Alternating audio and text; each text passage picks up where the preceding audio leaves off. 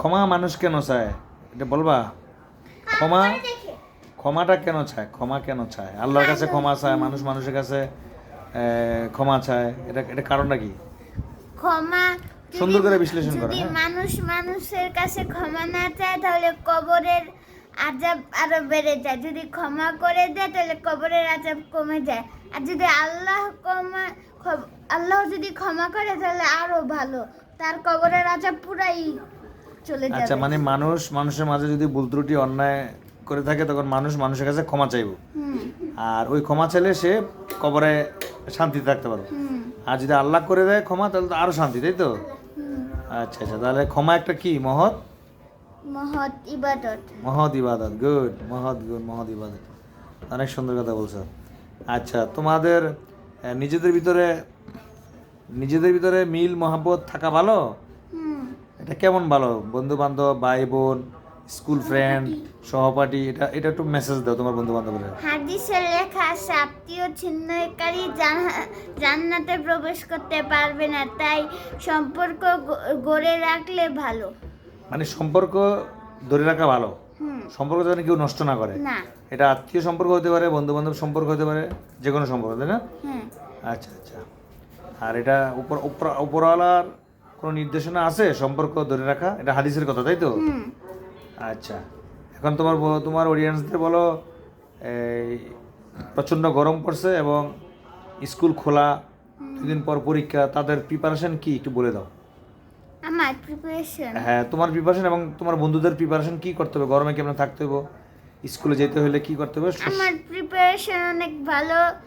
স্কুলে গেলে অবশ্যই পানি নিতে হবে এবং 30 মিনিট বা 1 ঘন্টা পর পর পানি খেতে হবে, না হলে সব কিছু ড্রাই হয়ে যাবে এই গরমে, তাই পানি খেতে হবে এই গরমের মধ্যে 30 মিনিট পর পর। আচ্ছা, পানিটা কি পরিমাণ মতো খেতে হবে নাকি জাস্ট পানি খেলেই হবে, এরকম কেমন হ্যাঁ, কি? পরিমাপ মতো খেতে হবে, খাবার পরিমাপ করার জন্য পানি খায় মানুষ। আচ্ছা আচ্ছা, মানে দেখা গেছে গরম লাগছে বলেই বোতল ভরে পানি খাবে, এটা নিয়ম নাই। না। মানে অল্প অল্প করে খেলো এবং এবং সে শরীরটা ভালো রাখলো, গরমটা মোকাবেলা করলো, তাই তো? হুম। আচ্ছা, এবার এবার বলো স্কুলের পরীক্ষা সম্পর্কে তাদের প্রিপারেশন কি করা উচিত?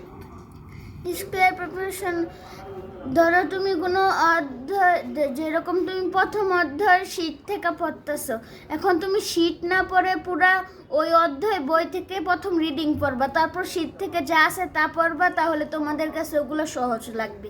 আচ্ছা, তুমি বলতে চাচ্ছ যে আগে যে অধ্যায়টা, যে অনুশীলনটা তুমি পড়তে চাচ্ছ ওইটা আগে রিডিং করবা। হুম। রিডিংটা কয়েকবার পড়লেই তুমি ওখানে বিভিন্ন প্রশ্ন আছে, ওই প্রশ্নের অ্যান্সারগুলো ওখানে খুঁজে পাইবো, তাই তো? হ্যাঁ, মনে আসবে। মনে আসবে এবং এটা পড়তে সহজ হইব। হ্যাঁ। মাশাল্লাহ, সুন্দর আইডিয়া, সুন্দর আইডিয়া। আর এই পরীক্ষার প্রশ্ন হাতে পাওয়ার পর করণীয় কি? প্রথম দেখতে হবে কোন কোনগুলো কঠিন, এবং তুমি যদি যেগুলো পারো না ওগুলোর উত্তর লেখার জন্য জায়গা রেখে দিয়ে বাকিগুলো লিখবে, পরে মনে পড়লে ওগুলো লিখবে। মানে প্রশ্নটা হাতে নেওয়ার পরে আগে দেখতে হবে কোনগুলো পারে, হুম। বা মানে যেগুলো পারে এগুলো আগে আগে লিখে ফেলবে, হ্যাঁ। বাকিগুলো আস্তে আস্তে সে মনে করে লিখতে হবে। হুম। অনেক সুন্দর আইডিয়া, ধন্যবাদ তাসনিম, তুমি অনেক অনেক সুন্দর পরামর্শ দিছো, তোমাকে অনেক ধন্যবাদ। আল্লাহ তোমাকে হেদায়েত করুক, জ্ঞান বুদ্ধি বৃদ্ধি করুক। আর বন্ধুরা, তোমরা যে যেখান থেকেই ভিডিও দেখছো, আশা করি এই প্রিপারেশান নিয়ে পড়াশোনা করবে এবং এই গরমে ভালো থাকতে হলে অবশ্যই তাসনিমের পরামর্শ শুনবে। আর তাসনিমের কথা যদি ভালো লাগে অবশ্যই লাইক কমেন্ট শেয়ার করবে এবং তাসনিমের জন্য দোয়া করবে। সবাইকে বলে দাও কিছু একটা। আরেকটা পরামর্শ আছে, আচ্ছা, বলো। ধরো তোমাদের পরীক্ষায় বর্ণনামূলক প্রশ্ন, শূন্যস্থান আর টিক চিহ্নগুলো এগুলো আসছে, তাহলে তুমি টিক চিহ্ন আর ওই শূন্যস্থান পূরণগুলো লিখবে, তাহলে ওগুলা লেখলে 33 মার্কের বেশি হয়ে যায়, তাই তোমরা ওই 33 মার্কের প্রশ্নগুলো আগে লেখে তোমাদের সময় বেঁচে যাবে, পরে বড় প্রশ্নগুলো তোমরা লিখবে। অনেক ধন্যবাদ। এবার এবার বিদায় নাও, কিছু বলে। আসসালামু আলাইকুম, সবাইকে ধন্যবাদ।